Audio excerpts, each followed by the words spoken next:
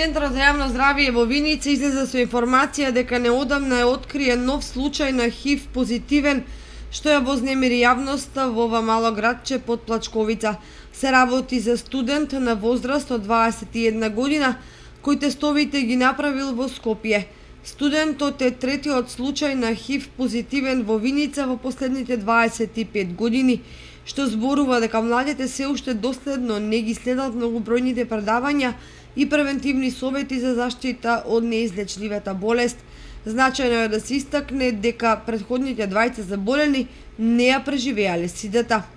Институтот за јавно здравје на Република Македонија неодамна излезе со податоци дека се пријавени 3 нови случаи на заболени од ХИВ-сида во рамките на државата.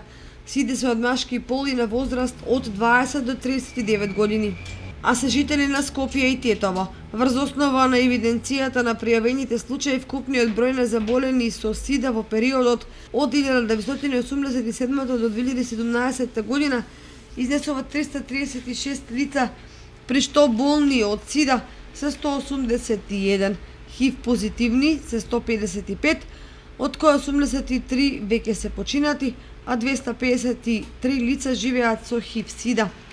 Значајно е да се истакнат и другите сексуално преносливи инфекции, од кои во текот на мај биле пријавени вкупно 11 случаи од хламидија и само еден случај на гонореја кој е евидентиран во Битола.